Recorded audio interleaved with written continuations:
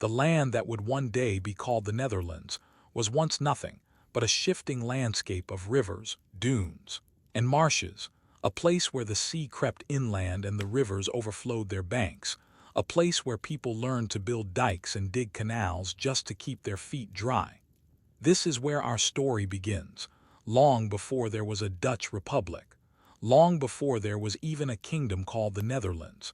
There were the Low Countries, a patchwork of counties, duchies and bishoprics lying at the edge of the North Sea. The Romans came here first.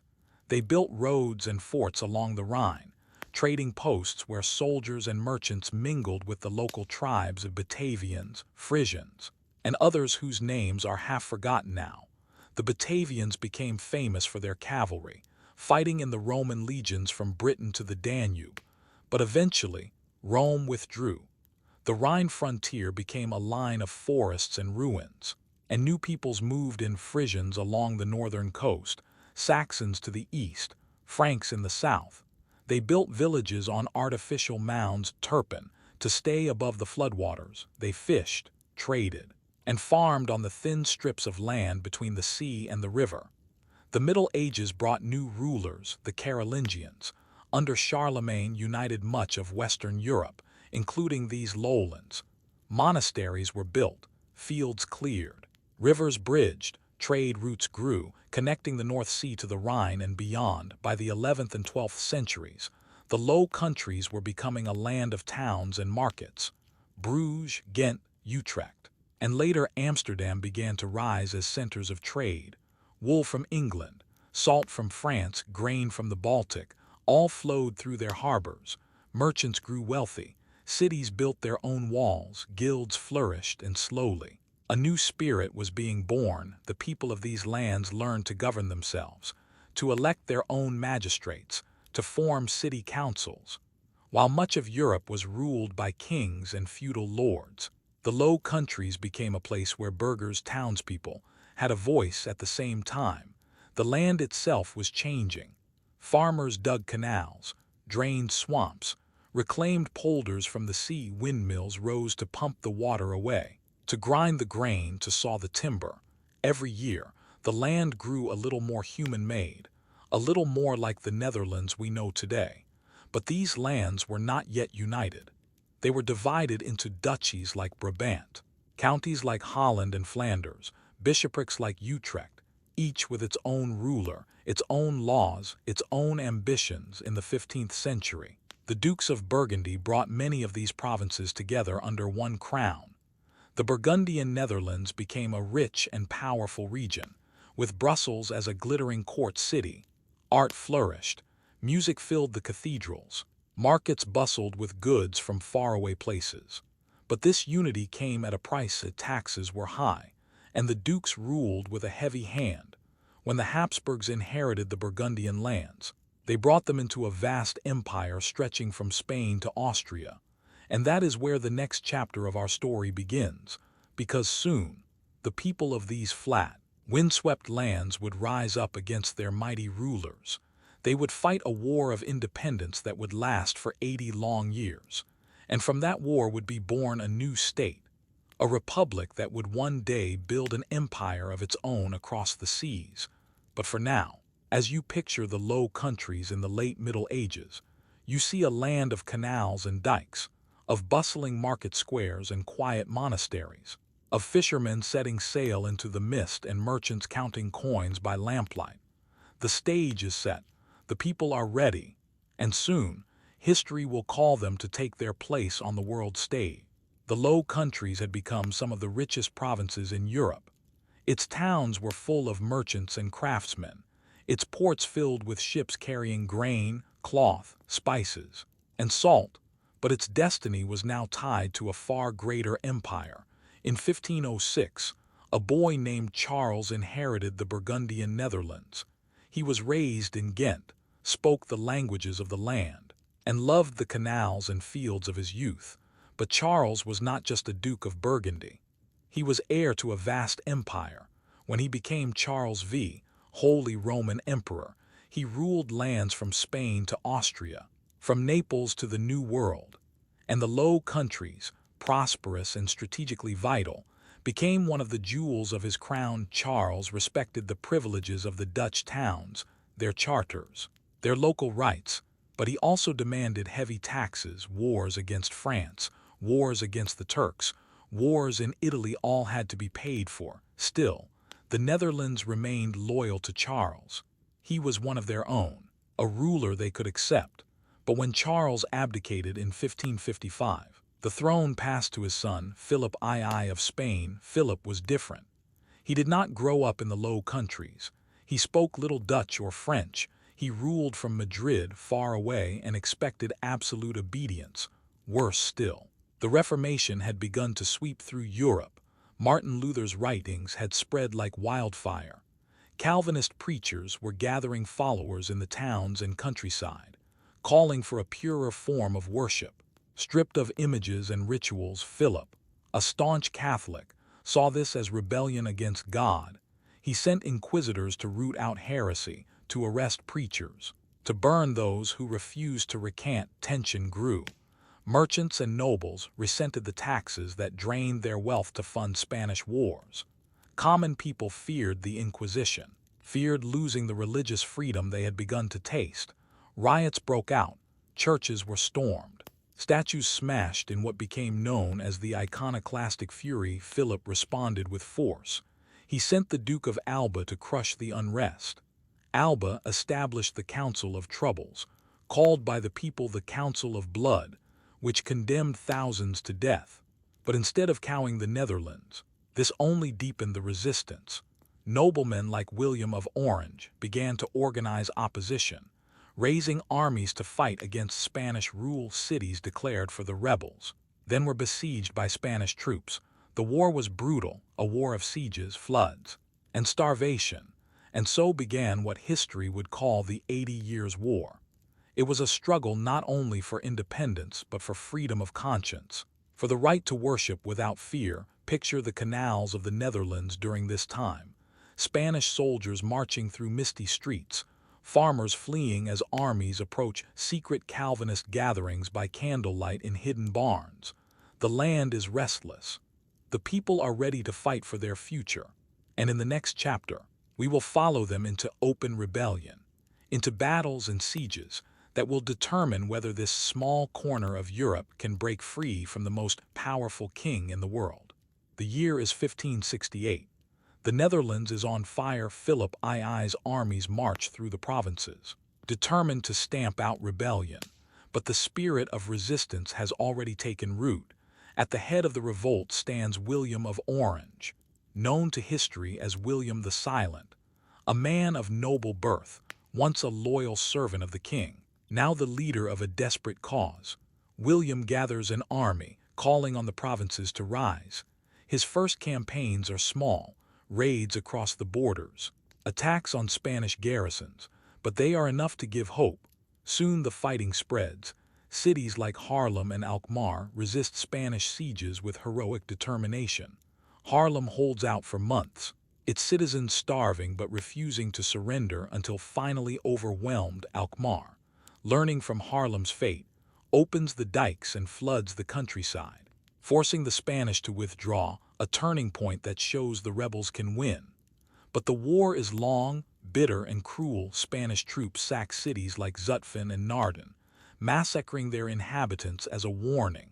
The rebels strike back, using their knowledge of the waterways to harass the enemy with fast-moving ships. The Sea Beggars, who capture towns along the coast. In 1574 comes the Siege of Leiden, one of the most famous episodes of the war.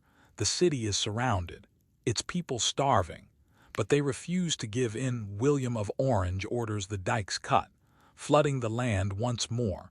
Relief ships sail over the flooded fields, bringing food to the starving citizens. When the Spanish see the waters rising, they retreat, and Leiden is saved. The victory inspires the rebels. In 1579, the northern provinces signed the Union of Utrecht, pledging to stand together. 2 years later, they formally abjure Philip II, declaring that he is no longer their king. It is an astonishing act, a declaration that kings rule by the consent of the people, and that when they become tyrants, they may be deposed. an idea far ahead of its time, one that will echo centuries later in revolutions across the world. But Philip does not give up. The war continues for decades, fought not only on Dutch soil but on the seas, in France, even in the Caribbean as Dutch privateers strike at Spanish treasure fleets. Generations grow up knowing nothing but war. And yet, the Dutch Republic begins to take shape. Amsterdam becomes a refuge for merchants and craftsmen fleeing the war-torn South. Its canals expand, its warehouses fill, its population grows. The seeds of the Golden Age are being planted even as the fighting rages. Finally, after more than 6 decades of struggle, a truce is signed in 1609, the 12 years truce. For a brief moment, there is peace. When war resumes, it is no longer just a rebellion but part of the wider 30 Years' War that engulfs Europe. But by now, the Dutch are too strong to be subdued. In 1648, the Peace of Westphalia is signed. Spain formally recognizes the independence of the United Provinces. After 80 years of war, the Netherlands is free. The cost has been terrible: cities burned, thousands dead, the land scarred by war. But a new state has been born, and this state is unlike any other in Europe. It is not a kingdom, but a republic. It is ruled not by a single monarch, but by a confederation of provinces and towns. It is a place where merchants, not kings, hold the greatest power. And this republic is about to do something extraordinary. It will turn its gaze outward, across the sea. It will send ships to Asia, Africa, and the Americas. It will build an empire not of armies but of trade routes, not of crowns but of coins. Tomorrow, we will follow the Dutch into this new age, the age of the Golden Republic, the age when Amsterdam will become the richest city on earth, and the Dutch will command the oceans. The war is finally over. The guns have fallen silent, and after 80 long years, the people of the northern Netherlands can finally breathe again. But what they have created is something entirely new. No king sits on a throne in The Hague. No emperor rules from a distant palace. Instead, the provinces are bound together in a confederation, the United Provinces. Each province keeps its own government, its own traditions, its own character, but they send representatives to a central assembly, the States General, where decisions about war, peace, and trade are made. At the head of the military stands the stadtholder, usually a member of the House of Orange. The Oranges become a kind of royal family in a republic, beloved by some as defenders of freedom, distrusted by others who fear they will turn the republic into a monarchy. And yet, the system works, because in this new state, the true power lies not with kings or princes but with merchants. Amsterdam becomes the beating heart of the republic. Its canals expand outward in great rings. Its warehouses fill with goods from every corner of the world: grain from the Baltic, sugar from the Caribbean, spices from the East Indies, silver from the Americas, all pass through its markets. The Amsterdam Exchange becomes the first true stock market in the world. Shares of the Dutch East India Company are bought and sold here. Fortunes made and lost in the flicker of a quill. The city becomes a magnet for talent. Jewish refugees fleeing persecution in Spain and Portugal find safety here. Huguenots from France, scholars from Germany, even free thinkers banned elsewhere come to Amsterdam to print their books and share their ideas. Freedom of conscience, rare in Europe at this time, becomes a hallmark of the Republic. Churches of many kinds stand side by side. And while Calvinism is dominant, other faiths are tolerated so long as they remain discreet. The Dutch become known as traders, bankers, and shipbuilders, but also as innovators, creating new financial tools, new ship designs, new ways of governing, and slowly, their gaze turns outward across the sea. They see the riches of the East Indies, the sugar islands of the Caribbean, the fur trade of North America. They see the great empires of Spain and Portugal growing fat on overseas wealth, and they decide that they, too, will have their share. This is the birth of something even greater than a republic. This is the birth of a maritime empire. Soon, Fleets of Dutch ships will sail to Asia, to Africa, to the Americas. They will plant their flag on islands, build forts on distant shores, and become the middlemen of the world's trade. Tomorrow, we will follow them on their first great adventure, the creation of the Dutch East India Company, the VOC, an organization so powerful it will become a state within a state, with its own armies, its own currency, even its own authority to wage war. The Republic has been born, but now, its destiny lies beyond the horizon. The year is 1600, the Low Countries are free, the Spanish truce holds, and a new republic has taken its first steps into the wider world. Amsterdam hums with life, ships crowd its harbors, their masts rising like a forest against the sky, warehouses groan with grain from the Baltic, wine from France, salt from Portugal. Merchants hurry through the narrow streets, calculating profits, planning new ventures. This is the dawn of the Dutch Golden Age. In 1602, the merchants of Amsterdam do something unprecedented. They pool their resources and form a single trading company, the Verenigde Oostindische Compagnie, the Dutch East India Company. This is not just a business. The States General grants it extraordinary powers, the right to make treaties, build forts, mint coins, even wage war in the name of the Republic. It is, in effect, a nation within a nation. The VOC sends fleets to Asia, to the Spice Islands, to Banda, Ambon, and Ternate, where nutmeg, cloves, and mace grow. These spices are worth their weight in gold in Europe, and the Dutch are determined to control the trade. The voyages are long and dangerous. Ships sail from Texel, rounding the Cape of Good Hope, crossing the vast Indian Ocean. Storms sink many before they ever reach Asia. But those that return bring fortunes that make Amsterdam the richest city in Europe. At home, the Republic flourishes. The canals of Amsterdam expand in great arcs. The Grachtengordel, lined with elegant townhouses whose narrow facades conceal deep, bustling warehouses.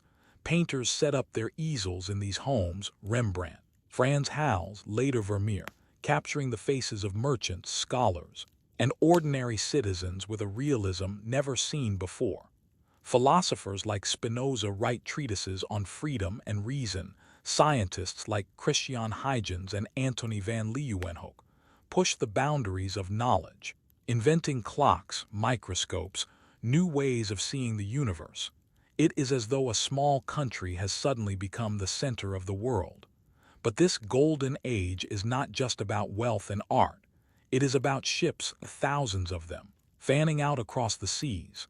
Carrying Dutch flags to every corner of the globe, they sail to Asia for spices, to Africa for gold and ivory, to the Americas for sugar and tobacco.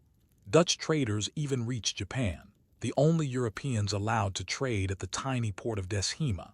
And everywhere they go, they leave their mark: forts, trading posts, cities that still bear Dutch names. Of course, this new empire is not built without conflict. Rivalry with Spain and Portugal turns into open warfare overseas. Dutch fleets fight to take Malacca, Ceylon, and the Cape from the Portuguese. In the Caribbean, Dutch privateers raid Spanish treasure fleets, bringing back silver and gold to Amsterdam. At home, the Republic grows stronger, prouder, more confident. Its navy becomes one of the most feared in the world. Its banks become the safest place to store money. Its people become known not just as merchants, but as builders of a new order where wealth, not birth, decides one's place in society. As you imagine the harbors of Amsterdam at sunset, you see the decks of ships piled with exotic goods: pepper, cinnamon, porcelain, silk, the air heavy with the scent of spices and the noise of a city at the height of its power. But the Golden Age has only just begun. Tomorrow, we will follow the Dutch East India Company to Asia, to Batavia, to the Spice Islands, to see how it built a trading empire that would last for centuries. And at what cost? Because behind the glory of the Golden Age lies a story of conquest, monopoly, and blood. The year is 1602, and a fleet of ships leaves the harbors of Amsterdam and Hoorn, their sails full of wind. their holds packed with goods for trade and weapons for war, their destination, the far side of the world. This is the beginning of the Dutch East India Company, the VOC, the first great joint stock company in history. It is not just a business venture. The VOC is granted by the States General a charter unlike any ever given before. It has the right to make treaties with Asian rulers, to build forts and garrisons, to mint its own coins, to wage war, and to rule territory in the name of the Republic. In effect, it is a private empire. The first expeditions are long and dangerous. Ships sail down the coast of Africa, around the treacherous Cape of Good Hope, and across the Indian Ocean. The journey can take over a year. Sailors die of scurvy, storms sink ships, but those who survive bring back riches that dazzle Europe. Soon, the VOC establishes a base of operations, Batavia, on the island of Java, in present-day Indonesia. From here, they launch expeditions across the Indonesian archipelago, seeking to control the trade in nutmeg, cloves, and mace. Spices so valuable that wars are fought for them, fortunes made and lost. The Dutch drive out the Portuguese, seize Malacca, and establish forts on Banda, Ambon, and elsewhere, but this is not a peaceful process. The VOC is ruthless in its pursuit of monopoly. When the people of Banda resist, they are slaughtered, an event that shocks even some of the company's backers in Amsterdam. Survivors are forced to work the nutmeg plantations under Dutch control, and so the company becomes not only a trader, but a ruler, imposing its will on distant islands, enforcing its monopoly with cannon and musket. In Batavia, the city grows into a hub of trade. Its streets are lined with warehouses full of spices, tea, silk, and porcelain. Its harbor is crowded with ships, Dutch, Chinese, Malay, Arab, bringing goods from all over Asia. From here, VOC ships carry these treasures back to Amsterdam, where they are sold at enormous profit. The wealth transforms the Republic. Merchants become rich beyond imagining, building great canal houses with ornate gables. The Amsterdam Stock Exchange becomes the center of world finance, and the Dutch Golden Age shines ever brighter. But the VOC is more than just wealth. It is a machine, a vast bureaucracy that employs thousands. With its own legal system, its own military, its own flag, it is, in many ways, the first multinational corporation, setting a model that will be followed for centuries. And it changes the world. Global trade routes shift. The flow of silver from the Americas now passes through Amsterdam, connecting Europe, Asia, Africa, and the Americas in a single web of exchange. But there is a cost. The company's power is built on conquest, forced labor, and the suppression of competition. It is both the pride of the Republic and a shadow on its conscience. As you imagine the harbor of Batavia at night, you see lanterns glowing on the ships, the warm air heavy with the smell of spices, the sound of waves lapping against the hulls. You feel the weight of history, the rise of a trading empire that will dominate the seas for more than a century. Tomorrow, we will turn to the West, to the Dutch West India Company and the colonies of the Americas, to New Amsterdam, to Suriname, to the Caribbean islands where sugar and slavery created another kind of empire, equally profitable, equally ruthless, because the Dutch Golden Age was built not just on spices, but on sugar, on human labor, on the triangle of trade that would shape the Atlantic world. While the Dutch East India Company was building a spice empire in the East, a new company was formed to carry the Dutch flag across the Atlantic.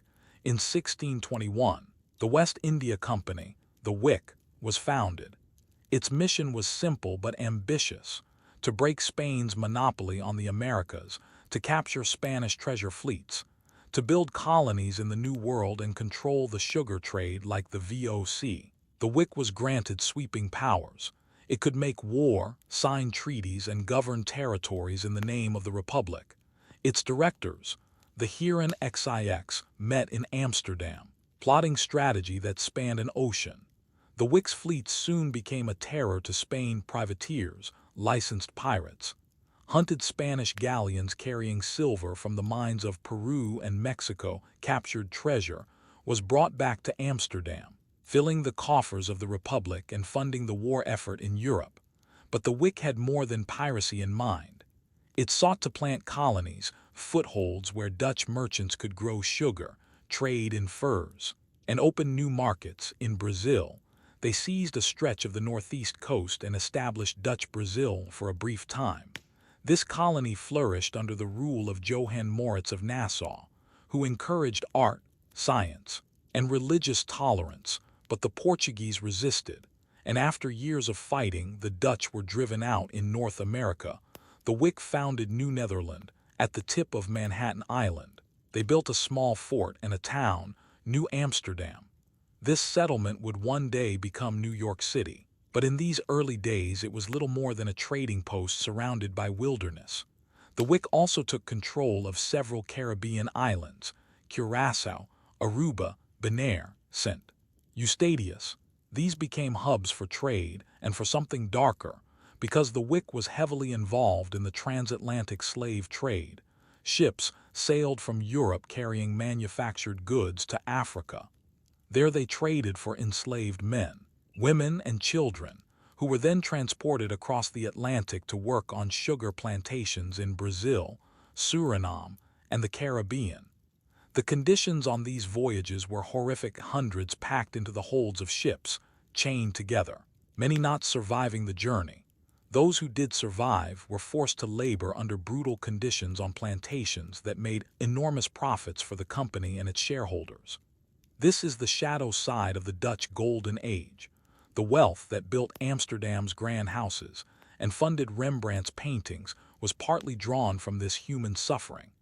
Yet the Wick also created a network of trade that tied together Europe, Africa, and the Americas. Sugar, tobacco, coffee, cocoa, all became staples in Europe, changing diets and economies. Furs from New Netherland, salt from Bonaire, and goods from Africa all passed through Dutch ports.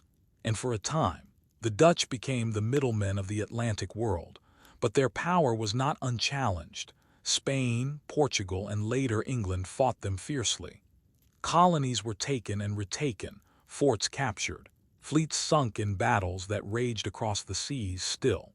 For much of the 17th century, the Dutch held their own, building a global empire that stretched from the East Indies to the Caribbean. As you picture the harbor of New Amsterdam, with its windmills turning and ships unloading barrels of sugar, you sense both the promise and the price of this expansion.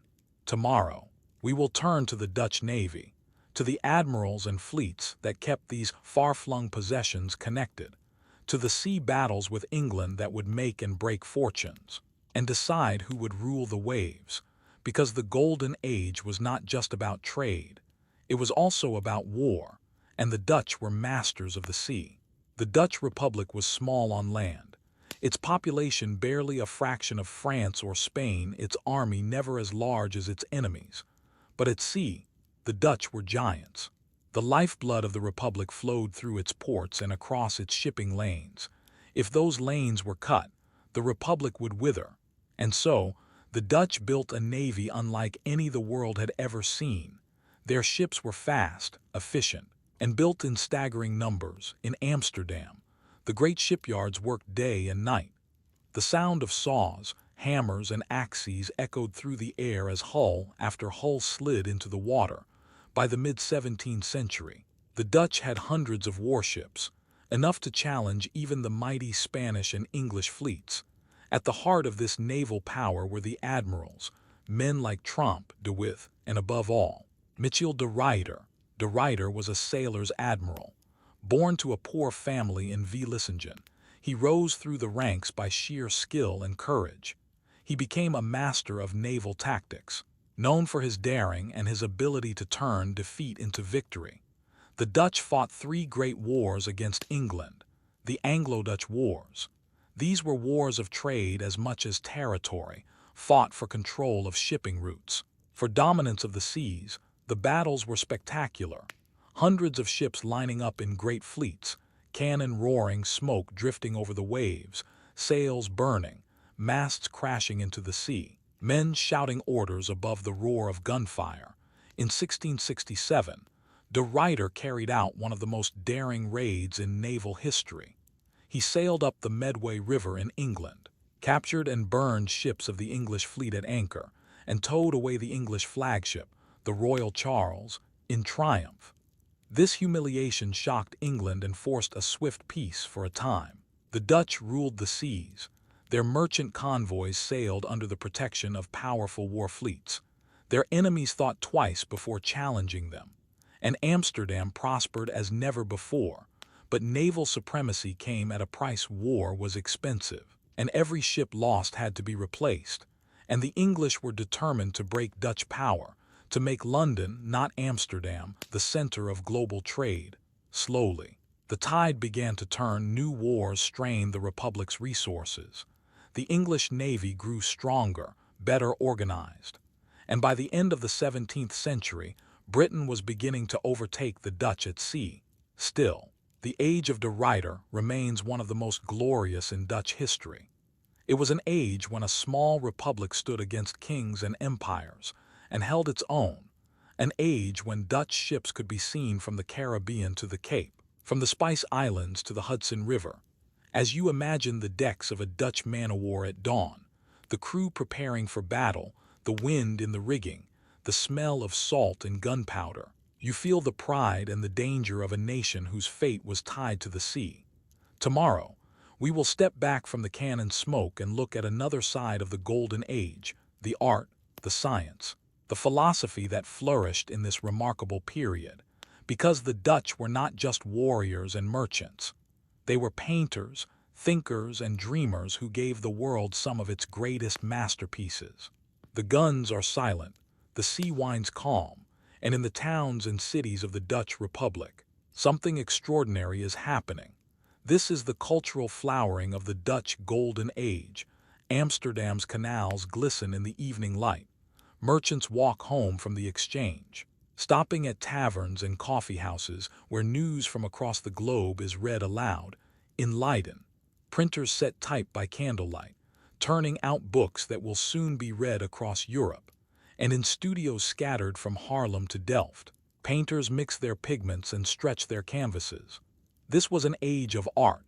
Rembrandt van Rijn, master of light and shadow, paints portraits that seem to breathe, the faces of merchants, surgeons, even beggars captured with a truth that no one had dared before. Johannes Vermeer paints quiet domestic scenes, a woman pouring milk, a girl reading a letter bathed in light so soft it feels eternal. Frans Hals, Jan Steen, Judith Leyster, their canvases capture laughter, music, drinking parties, moments of ordinary life frozen in time. And these works are not painted for kings or bishops, but for the burghers, ordinary citizens who hang them in their own homes. For the first time in history, art belongs to the middle class. This was also an age of science. Christian Huygens builds clocks of astonishing precision, studies the rings of Saturn, and invents the pendulum clock. Antony van Leeuwenhoek polishes tiny glass lenses and discovers a hidden world, microscopic creatures swimming in a drop of water through his eyes. Humanity sees bacteria, sperm cells, blood corpuscles, the building blocks of life. For the first time, this was an age of ideas. Baruch Spinoza writes his Ethics, daring to see God not as a distant ruler, but as the very substance of reality itself. His philosophy is radical, dangerous, but it will inspire generations to come. Printing presses churn out books, Bibles, atlases, treatises on law, philosophy, navigation. Knowledge spreads faster than ever before. This was an age of tolerance, at least by the standards of its time. Jews expelled from Spain find a home in Amsterdam, building synagogues and becoming vital to the city's trade. French Huguenots, German Lutherans, and other refugees bring skills and capital, enriching the Republic even more. And this openness becomes part of the Dutch identity, a land of merchants, yes, but also a land of thinkers, a refuge for ideas too dangerous to publish elsewhere. As you picture Amsterdam in the 17th century, you see lanterns glowing along the canals, the windows of houses lit, the paintings on the walls shining in the warm light. You hear the scratching of quills as clerks keep accounts, the chatter of scholars debating in Latin, the soft sound of brushes against canvas as another masterpiece takes shape. The Dutch Golden Age was more than wealth. It was a vision of what a free, prosperous, educated society could become.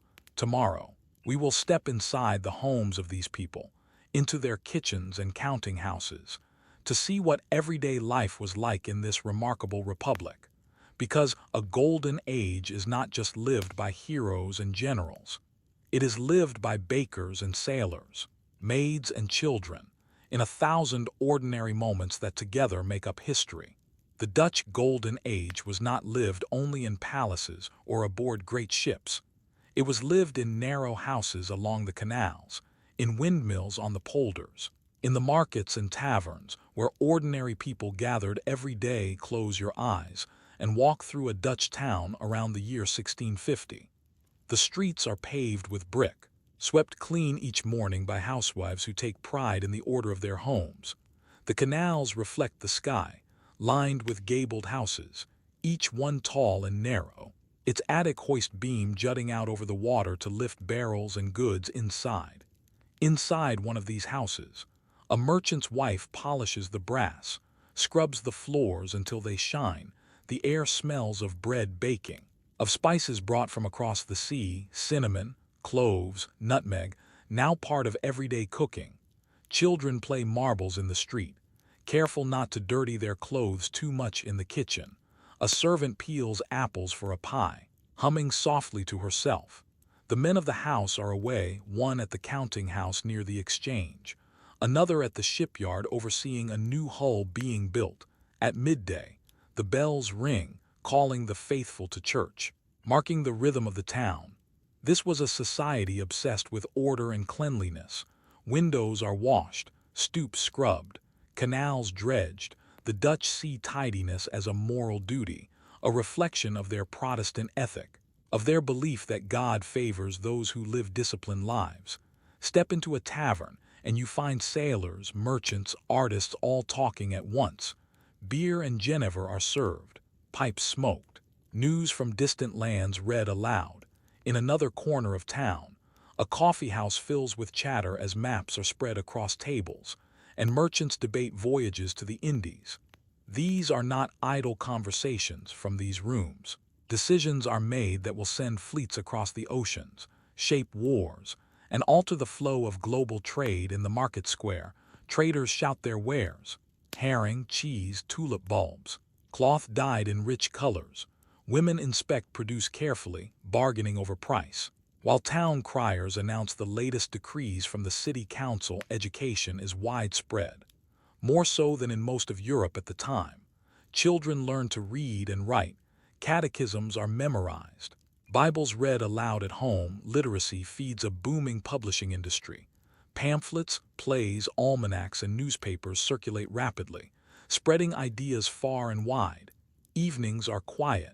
Families gather around the hearth, light candles, say prayers, tell stories. On the walls hang paintings, not of kings and saints, but of landscapes, still lifes, portraits of the family themselves. This was a society that celebrated the ordinary, that found beauty in a bowl of fruit, a view of the countryside, a simple moment of work or rest. And this celebration of everyday life is what makes the Dutch Golden Age feel so alive to us even now. As you picture these scenes, you feel the calm of a world where the rhythm of trade, of tides, of bells and seasons gives life its shape. But this peaceful life depended on faraway events, on ships returning safely, on trade routes remaining open, on wars not coming too close to home. And soon, new storms would rise. Tomorrow, we will leave the quiet streets and travel back across the oceans to the colonies in Asia, where the Dutch East India Company was building a new world of its own, a world of wealth and danger, of alliances and conquests, where the Golden Age shone brightest and cast its darkest shadows. Far from the quiet canals of Amsterdam lies a very different world, a world of humid jungles, volcanic islands and warm seas filled with the scent of cloves and nutmeg. This is the heart of the Dutch Empire in Asia, the world of the VOC. At the center of this world stands Batavia, the company's great headquarters in the east, founded on the island of Java. Batavia is a city of canals and warehouses, of soldiers and merchants, of markets where goods from across Asia are bought and sold. Dutch officials walk its streets in wide-brimmed hats, writing reports and balancing ledgers. Malay traders bring spices in woven baskets. Chinese merchants sell silk and porcelain, their junks anchored in the harbor. From Batavia, the VOC controls an empire of islands and ports stretching across the Indonesian archipelago and beyond. To the east lie the Banda Islands, where nutmeg grows in fragrant groves. Here, the company enforces a strict monopoly. No nutmeg may be sold except to the Dutch, no trees planted without their permission. When the local people resist, the company responds with violence, burning villages, forcing survivors to work the plantations under Dutch control. This is one of the darker chapters of the Dutch Golden Age, for the VOC is not only a trading company, it is a military power, willing to use force to maintain its profits. To the north lies Malacca, seized from the Portuguese, and farther still, the tiny island of Deshima in Japan. Here, the Dutch are allowed a unique privilege to trade with the shogun's government at a time when Japan is closed to almost all other foreigners. Dutch merchants bring medicine, books, and instruments, and in return receive silver, copper, and lacquerware in Ceylon. The VOC controls the cinnamon trade in Bengal. It buys textiles in Persia. It purchases silk. All of this flows back to Batavia, then on to Amsterdam, where it is sold for enormous profit. But life in the colonies is not easy for the Dutch themselves. Tropical diseases kill many before they ever see home again. Voyages are long and dangerous, and company officials must balance alliances with local rulers, wars with rival Europeans, and the constant pressure to deliver profits to shareholders back in the Republic. Still, for more than 2 centuries, the VOC dominates the eastern trade. Its fleets cross the Indian Ocean with clockwork regularity. Its forts guard the straits and harbors. Its flag flies from Africa to Japan. And in its wake, Asian societies are transformed. New cities grow where once there were fishing villages. Local economies are tied to global markets, and the flow of goods, people, and ideas begins to knit the world together in a way never seen before. As you picture the harbor of Batavia at dawn, with ships at anchor, sails furled, the water glowing gold in the first light, you feel the weight of history, the power and reach of a company that was, in many ways, a nation unto itself. Tomorrow, we will sail west again, to the Dutch colonies in the Americas, to Suriname, Curaçao, and the islands of the Caribbean, places where sugar, slavery, and profit shaped another part of the Dutch Empire. Because the Golden Age was global, and its light shone and burned on many shores. Across the Atlantic Ocean, far from the spice ports of Asia, the Dutch built another network of colonies, one based not on cloves and nutmeg, but on sugar, salt, and slaves. This was the western branch of the Dutch Empire, the domain of the West India Company, the WIC. Picture the Caribbean in the 17th century, blue water stretching to the horizon, palm trees bending in the wind, ships sailing from island to island, carrying barrels of sugar and rum. The Dutch seized Curaçao, Aruba, and Bonaire, turning them into free ports and naval bases. Curaçao, with its deep harbor, became a hub of trade, especially the trade in enslaved Africans, who were sold to Spanish and Portuguese planters across the Caribbean and South America. Farther north, St. Eustatius became known as the Golden Rock. Its warehouses were piled high with goods from Europe and the Americas, sugar, tobacco, rum, gunpowder, cloth, all traded freely under the Dutch flag. Merchants from every nation came here to buy and sell, and for a time St. Eustatius became one of the busiest ports in the Americas, on the mainland of South America. The Dutch controlled Suriname here. Plantations stretched along the rivers, worked by enslaved men and women brought from Africa. Sugar was king, boiled in great copper vats, packed into barrels, shipped back to Amsterdam where it sweetened the tea and coffee of the wealthy. Life on these plantations was brutal. Work was hard, punishment severe, and disease claimed many lives. Some enslaved people escaped into the forests, forming communities of Maroons who fought against the planters in long guerrilla wars. In Brazil, the Dutch briefly held a colony in the northeast, Dutch Brazil, under Johann Moritz of Nassau. It became a place of learning and relative tolerance. Artists painted the landscapes, scientists cataloged the plants and animals. Maps were drawn with care, but Portuguese resistance, combined with native uprisings, forced the Dutch to abandon Brazil after years of bloody conflict. To the north, the Dutch had also founded New Netherland, with its capital, New Amsterdam, at the tip of Manhattan Island. Here, Dutch settlers traded furs with the native peoples, built windmills and warehouses, and laid out the first streets of what would one day become New York City. But the colony was small and vulnerable. In 1664, during one of the Anglo-Dutch Wars, English ships sailed into the harbor and took New Amsterdam without a fight. It was renamed New York, and the Dutch presence in North America was greatly reduced. Still, the Dutch Atlantic Empire survived in the Caribbean and South America, enriching Amsterdam and funding the Republic's wars in Europe.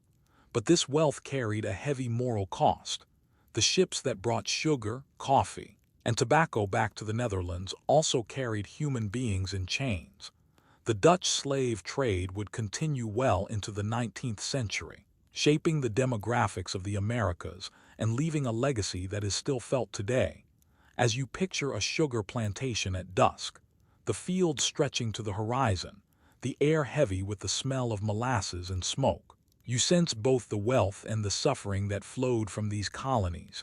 Tomorrow, we will travel south to the tip of Africa, where the Dutch founded a refreshment station that would become the Cape Colony, a place where settlers, soldiers, and farmers began a new chapter, one that would echo far into the future, because in South Africa, the Dutch would not only trade, they would stay, putting down roots that would shape the destiny of a whole region. At the very southern tip of Africa lies the Cape of Good Hope, a place where two oceans meet, where storms can rage for days, and yet where sailors find a safe anchorage before continuing their long voyages to Asia for centuries. This had been just a stopping point, a place to take on fresh water and food, but in 1652, the Dutch decided to make it something more. The Dutch East India Company sent Jan van Riebeek with a small group of settlers to establish a refreshment station at the Cape. Their mission was simple: grow vegetables, raise cattle, supply fresh meat and water to the VOC fleets sailing between Europe and Batavia, prevent scurvy, save lives, keep the company's trade route running smoothly. But the station soon became something larger. Fortifications were built. A wooden fort at first, then the Castle of Good Hope with its 5-pointed star bastions.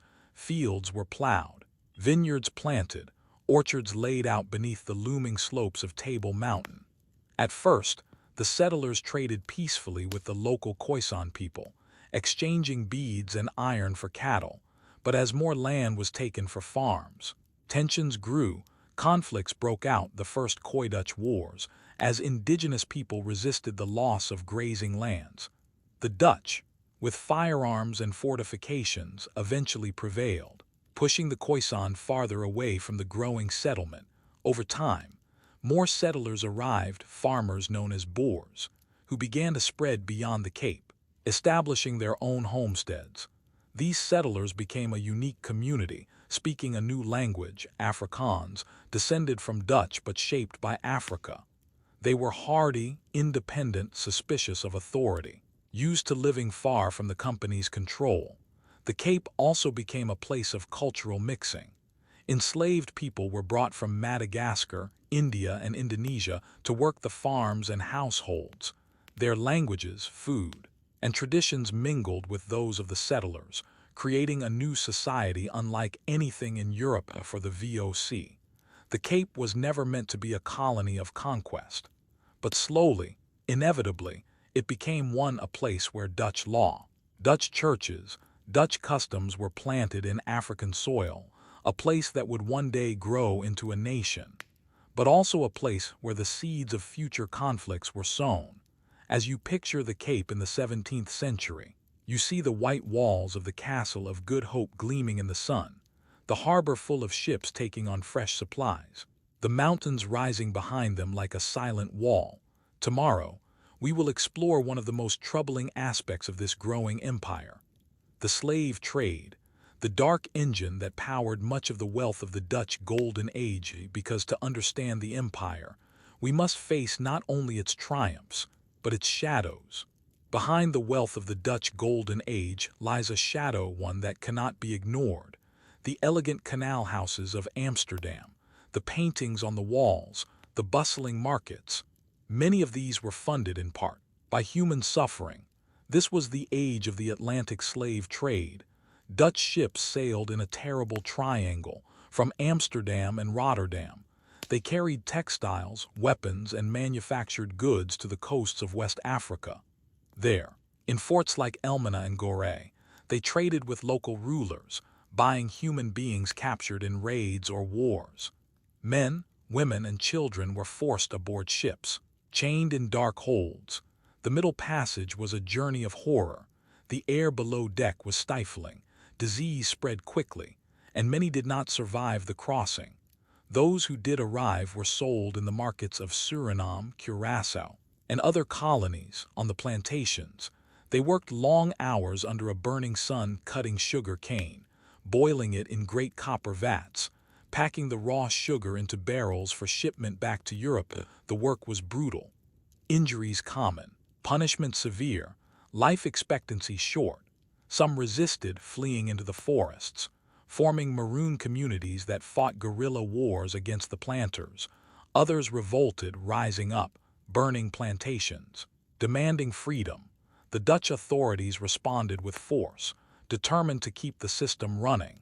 And yet, even in the Netherlands, voices began to speak out against slavery. Religious groups, Mennonites, Quakers, questioned whether such cruelty could be reconciled with Christian teaching.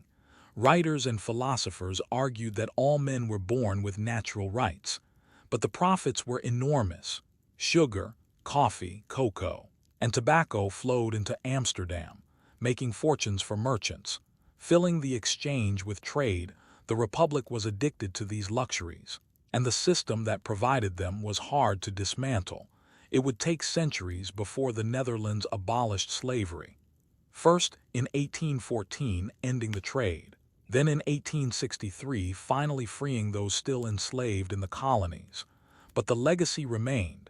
Generations had been shaped by this system, families torn apart, cultures uprooted, entire populations forced across the ocean. As you picture a ship at anchor in the harbor of Curaçao, its deck lined with barrels of sugar ready to sail, you also picture the people whose labor filled those barrels, whose lives paid the price for Europe's sweet tooth. This is the dark side of the Golden Age, and to understand the Dutch Empire, we must hold both truths together: the brilliance of its art and science, and the suffering that made much of it possible. Tomorrow, we will turn back to Europe to see how the power of the Dutch Republic began to fade.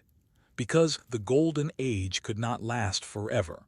Rival nations were rising, wars were draining the treasury, and the 18th century would bring a slow decline that no amount of trade could prevent. The 17th century had been a time of triumph for the Dutch Republic. Its ships ruled the seas, its merchants commanded global trade, its artists and scientists reshaped how the world was seen. But no Golden Age lasts forever. By the late 1600s, cracks had begun to show. The Anglo-Dutch Wars, 3 major conflicts with England, had drained the treasury and cost countless lives. Though the Dutch had won some spectacular victories, the wars disrupted trade, destroyed ships, and weakened the economy. England was rising fast. Its navy was growing, its merchants just as ambitious as the Dutch. its East India Company challenging the VOC for control of Asian trade. London was beginning to replace Amsterdam as the financial center of Europe. And then came war on land in 1672. Disaster struck, a year the Dutch call Rampjaar, the year of disaster. France under Louis XIV invaded from the south, while England attacked from the sea, and two German princes invaded from the east. The Republic seemed doomed. The dikes were cut, flooding the land to stop the French advance. Amsterdam prepared for a last stand, even considering fleeing to the colonies if the city fell. But the Dutch fought back, under the leadership of William III of Orange. They managed to hold the line, forming alliances with Spain, the Holy Roman Empire, and later England itself. William became stadtholder, then eventually King of England in the Glorious Revolution of 1688, uniting the two nations under one ruler and bringing a measure of stability. But the wars had been costly. The economy slowed. The population stopped growing as quickly, and the Republic began to lose ground to its rivals. By the early 18th century, Britain had overtaken the Dutch as the leading naval and commercial power. France remained a constant threat on the southern border. The Dutch continued to trade, continued to build ships and paint pictures and write books, but the era when they had been the center of the world was passing. The VOC was still powerful, but corruption and inefficiency had begun to creep in. Profits fell, expenses rose, and the once invincible company began to rely more on military force and taxation to maintain control of its territories. At home, politics became divided between the Orangists, who supported strong leadership under the House of Orange, and the Republicans, who preferred the old system of provincial autonomy. The result was gridlock, slow decision-making, and missed opportunities. And yet, even in decline, the Dutch remained a force to be reckoned with. Their navy was still respected, their banking system still trusted, their colonies still profitable, but the golden age, that brilliant, shining moment when the Republic had led the world, was fading into memory. As you picture Amsterdam in the early 1700s, you still see the ships in the harbor, the merchants on the exchange floor, the painters at work in their studios. But you also sense a change. The energy is not what it was, the optimism dimmed, the sense that the world is moving on and the Republic must work harder just to keep its place tomorrow. We will follow the Dutch into the 18th century, into the age of great European wars that would strain their resources and reshape the balance of power on the continent. Because the story of the Dutch Republic is not over yet, but the next chapters will be harder, darker, and full of challenges that no fleet of ships can easily solve. The 18th century dawned over a Dutch Republic that was still proud, still prosperous, but no longer the undisputed leader of Europe. The great powers were shifting. France under Louis XIV was still aggressive, eager to expand its borders. England, now united with Scotland as Great Britain, was becoming the new naval and financial superpower. And the Dutch, though still wealthy, were cautious, wary of being dragged into the endless wars that swept the continent. But they could not stay out forever. In 1702, the War of the Spanish Succession began. The question was simple: who would inherit the vast Spanish Empire after the death of the last Spanish Habsburg king? But the conflict quickly became a struggle for the balance of power in Europe. The Dutch, fearing French domination, allied with England and the Holy Roman Empire against France and Spain. This was a hard war for the Republic. Battles raged in the southern Netherlands. Flanders became a battlefield once more. Dutch generals like the brilliant John Churchill, Duke of Marlborough, an English ally, and Prince Eugene of Savoy led coalition forces to great victories. But the fighting drained the Republic's finances and cost thousands of lives. Even when peace came in 1713 with the Treaty of Utrecht, the Dutch had gained little, and they had been bled white in the process. The mid-18th century brought more wars: the War of Austrian Succession, the 7 Years' War, each one pulling the Dutch reluctantly back into conflict. But unlike in the 17th century, the Dutch were no longer the spearhead of the alliance. They were now the junior partner, dependent on Britain for naval protection. At sea, British ships now dominated the world's oceans. The Dutch Navy, once the pride of the Republic, had shrunk. Convoys still sailed, but the great fleet actions of de Ruyter's time were gone. Trade continued, but profits were thinner. The VOC struggled corruption within the company, rising costs of defense, and competition from the British East India Company all weakened its position. By the end of the century, the VOC was deeply in debt, its monopoly cracking, its future uncertain. At home, the Republic faced growing unrest. Taxes were high, and ordinary people began to resent the power of the wealthy regent class who dominated politics. Pamphlets circulated calling for reform, for more say in government, for an end to corruption. And beyond the Republic's borders, a new storm was brewing. The ideas of the Enlightenment were spreading ideas about liberty, equality, democracy. And soon, the French Revolution would explode, shaking Europe to its foundations. As you picture the Netherlands in the mid-18th century, you see a republic that is still beautiful, still rich, but growing tired. Its canals are still busy, its towns still orderly.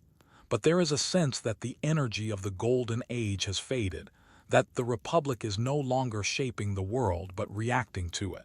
Tomorrow, we will see how the French Revolution and the rise of Napoleon would bring the Republic to its knees. Because in the next chapter, the Dutch will lose their independence. Not to Spain, not to England, but to revolutionary France, and the old Republic, born in the fires of the 80 Years' War, will come to an end. The year is 1789 in Paris. The people rise, the French Revolution begins, and the shockwaves roll across Europe like distant thunder. In the Dutch Republic, the winds of change are already blowing for decades. The Republic has been torn between the Orangists, who support the House of Orange and strong central leadership, and the Patriots, who demand reform, greater democracy, and the end of the old regent oligarchy. Pamphlets are printed, protests break out, militias are formed, the streets of Amsterdam and Utrecht see skirmishes between patriot groups and Orangist loyalists. The Republic teeters on the brink of civil war. In 1787, the Prussian army intervenes on behalf of the House of Orange, crushing the Patriots and restoring William V's power. But resentment simmers, and when French revolutionary armies march north a few years later, everything changes. In 1795, French troops cross the frozen rivers of the Netherlands. The Dutch fleet, trapped in ice, is captured without a shot being fired, one of the strangest events in military history. The old republic collapses. In its place is created the Batavian Republic, a sister republic modeled after revolutionary France. The old regent system is abolished, a new constitution is written, and reforms begin. Slavery is debated, guilds are dissolved, education is modernized. For a moment, it seems the Dutch have a new beginning. But the Batavian Republic is not truly independent. French troops remain, and French influence is everywhere. The economy suffers under the weight of war contributions, and discontent grows. Then in 1806, Napoleon Bonaparte, now Emperor of France, decides that the Batavian Republic is too unstable. He abolishes it and creates the Kingdom of Holland, placing his brother, Louis Bonaparte, on the throne. Louis, unlike many of Napoleon's relatives, takes his role seriously. He learns Dutch, dresses like his subjects, travels the country, listens to complaints. He becomes popular with the Dutch people, too popular for Napoleon's liking. When Louis refuses to enforce some of Napoleon's harshest decrees, Napoleon grows impatient. In 1810, he annexes the Netherlands outright, making it part of the French Empire. For 4 years, the Dutch are directly ruled from Paris. The French introduce a new legal code, reform administration, and bring some modernization, but they also impose heavy taxes and conscription. Dutch soldiers are sent to fight in Napoleon's armies, many perishing in the disastrous Russian campaign of 1812. Then, in 1813, as Napoleon's empire crumbles, the French withdraw. The Dutch seize the moment. William Frederick of Orange returns from exile and is proclaimed sovereign prince. Later King William I, the old republic is gone. In its place rises a kingdom, the United Kingdom of the Netherlands, which for a time includes not only the modern Netherlands but also present-day Belgium and Luxembourg. A new chapter begins. As you picture the streets of Amsterdam in 1813, flags waving, church bells ringing, people cheering as the French troops leave, you feel the sense of relief and the weight of change. The Netherlands has survived the revolutionary storm, but it is no longer the same country. The era of the Republic, born in rebellion against kings, has ended. A monarchy now rules, and the Netherlands must find a place in a Europe reshaped by war. Tomorrow, we will follow the new kingdom as it struggles to hold its diverse territories together, as Belgium breaks away, and as the Dutch turn once again to their colonies for wealth and power. Because though the Republic is gone, the empire still remains, and the 19th century will see its greatest expansion. The year is 1813. The French have gone. The streets of Amsterdam are filled with cheering crowds, church bells ring, and a new era begins for the Netherlands. From exile in England, William Frederick of Orange returns to his homeland. He is welcomed as a savior, proclaimed sovereign prince by the Dutch notables. 2 years later, the Congress of Vienna redraws the map of Europe after Napoleon's defeat. The great powers want a strong state in the north to act as a buffer against France, and so they create the United Kingdom of the Netherlands. This new kingdom includes not only the northern provinces, the modern Netherlands, but also Belgium and Luxembourg. It is a vast and diverse realm, Protestant in the north, Catholic in the south, industrializing in Belgium, mercantile in Holland. In 1815, William Frederick is crowned King William I, the first king of the Netherlands. William I is determined to modernize his kingdom. He invests in canals and roads, stimulates industry, and rebuilds the Dutch merchant fleet. Amsterdam's banks regain strength, trade revives, and the colonies once again become vital sources of revenue. But tensions simmer beneath the surface. The Belgians in the south resent the dominance of Dutch language and politics. They are Catholic, while the king is Protestant, and they feel their faith and culture are being disrespected. They are also taxed heavily to pay for projects that benefit the north. By 1830, discontent boils over. In Brussels, riots break out, the spark of the Belgian Revolution. Rebel forces take control of the southern cities, and soon the entire South has broken away. The king sends troops to crush the rebellion, but the great powers of Europe intervene, forcing him to accept Belgian independence. The loss is a heavy blow. The dream of a large, united kingdom that could stand against France is gone. The Netherlands is once again a small country, though still with a global empire overseas. William I throws himself into developing the economy, encouraging colonial agriculture and strengthening ties with the East Indies, which he sees as the key to national prosperity. His reign is marked by energy and ambition, but also by increasing opposition at home. Liberals demand constitutional reforms, a freer press, and more representative government. In 1840, facing growing pressure, William I abdicates in favor of his son, William II. The monarchy remains, but the winds of change are blowing. The 19th century will bring revolutions across Europe, new political systems, and new challenges to royal power.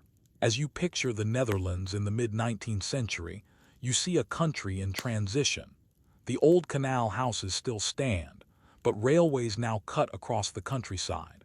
Colonial wealth flows in from the Indies, but discontent is growing at home. The monarchy is young, the parliament gaining strength, and the future uncertain. Tomorrow, we will follow the Dutch overseas back to Asia to see how the 19th century transformed the Dutch East Indies, turning it into one of the most profitable colonies in the world. But we will also see how that wealth came at a great human cost, because the cultivation system that made the Netherlands rich would sow the seeds of rebellion in the islands of Java. The Netherlands had lost Belgium, but it still held on to something even more valuable, the Dutch East Indies. For King William I, the colonies were not just distant possessions, they were the economic lifeline of his small kingdom. In the 1830s, a new system was introduced, the cultivation system, known in Dutch as the cultuistelsel. Under this system, Javanese farmers were required to set aside a portion of their land, often one-fifth, to grow cash crops for the Dutch government: coffee, sugar, indigo, tobacco. These crops were sold on the world market, and the profits flowed back to the Netherlands, helping to pay off national debts, build canals, and finance the industrial development of the homeland. At first, the system was enormously successful. Dutch coffers filled, Amsterdam prospered, and the Netherlands once again became a wealthy nation despite its small size. But the burden on the local population was heavy. Farmers who could not meet their quotas were punished. Famine struck when too much land was used for export crops instead of rice. Villages were forced into backbreaking labor to satisfy the demands of distant administrators. Resistance began to grow. In 1825, the island of Java had already erupted in the Java War, a massive uprising led by Prince Diponegoro. The war lasted 5 years and cost the lives of more than 200,000 Javanese and 15,000 Dutch and Allied troops. When Diponegoro was finally captured, the rebellion ended, but resentment simmered beneath the surface. Throughout the 19th century, the Dutch expanded their control beyond Java. They fought wars in Sumatra, in Bali, in Borneo, slowly extending their power over the entire archipelago. Each conquest brought new resources: tin, oil, rubber, and new people to govern. By the late 1800s, the Dutch East Indies had become one of the most profitable colonies in the world. But voices in the Netherlands began to question whether the exploitation was just. Writers like Multatuli, pen name of Eduard Douwsdekker, exposed the abuses of the cultivation system in his famous novel Max Havelaar, published in 1860. The book shocked Dutch readers and stirred debate about the moral responsibility of a colonial power. Slowly, reforms were introduced. The cultivation system was phased out, private enterprise encouraged, education expanded. This became known as the ethical policy, the idea that the Netherlands had a debt of honor to improve the welfare of its colonial subjects. Schools were built, local elites trained in Dutch-style administration, but the policy also had an unintended effect. It gave rise to a new generation of educated Indonesians who began to dream of independence. As you picture the port of Batavia in the late 19th century, you see steamships alongside sailing vessels, warehouses full of coffee and sugar, Javanese laborers unloading sacks under the tropical sun. The colony is prosperous, but change is in the air. The seeds of nationalism have been planted, and in the next century they will grow into a movement that no colonial army can stop. Tomorrow, we will see how the Dutch East Indies entered the 20th century, how the rise of nationalism, the shock of 2 world wars, and the Japanese occupation would lead to the dramatic end of Dutch rule. Because the 20th century would be the final chapter of the Dutch Empire, and its end would come faster and more violently than anyone expected. The late 19th century had transformed the Dutch East Indies. The cultivation system was gone, replaced by private plantations, railways, and a growing export economy. The Dutch homeland was also changing. Industrialization was spreading, cities were growing, and liberal reforms had given the Netherlands a more modern, constitutional monarchy. But far across the sea, a new challenge was rising, not from rival European powers, but from the people of the Indies themselves. The ethical policy, introduced around 1901, was meant to uplift the colony. The Dutch government promised to invest in education, irrigation and migration programs to improve the lives of its subjects. Schools were opened, teachers trained, and for the first time, a significant number of Indonesians gained access to Western-style education. But education is a double-edged sword. The young men who graduated from these schools learned Dutch, read European books, and absorbed the ideas of liberty, equality, and national pride. They began to form associations, clubs, and newspapers, the beginnings of an Indonesian intelligentsia. In 1908, Budi Utomo was founded, often called the first nationalist organization in Indonesia. Soon came Serkat Islam, a mass movement of traders and peasants demanding justice and equality. By the 1920s, secular nationalist groups had also emerged, calling for independence. Figures like Sukarno, Mohammed Hatta, and Sultan S. Jarir began to speak of a united Indonesia, not a collection of islands ruled by the Dutch, but a single nation with its own destiny. The Dutch authorities were cautious. Sometimes they tolerated these movements, sometimes they cracked down, arresting leaders, censoring newspapers, exiling activists to remote islands. But the tide could not be stopped.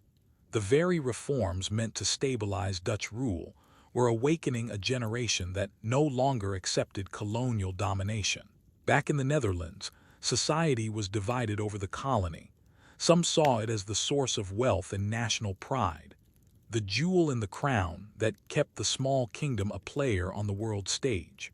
Others saw it as a moral burden, a system that could never be fully just, no matter how many schools were built or wells were dug. And yet, through the first decades of the 20th century, Dutch control seemed secure. The army was strong, the police well organized, the colonial economy profitable. No one could imagine how quickly this would change, because on the horizon loomed two world wars, and a Japanese empire that would soon sweep through Southeast Asia, shattering the colonial order overnight. As you picture a classroom in Batavia in the 1920s, with Indonesian children writing on chalkboards under the watchful eye of a Dutch teacher, you sense the paradox. The Dutch are educating the very generation that will rise to challenge them. The seeds of independence are sprouting quietly, ready to burst forth when the time is right. Tomorrow, we will step into the 20th century's most violent storms, the world wars. We will see how the Netherlands tried to remain neutral, how occupation and resistance shaped its people, and how the Japanese invasion of the Indies changed everything.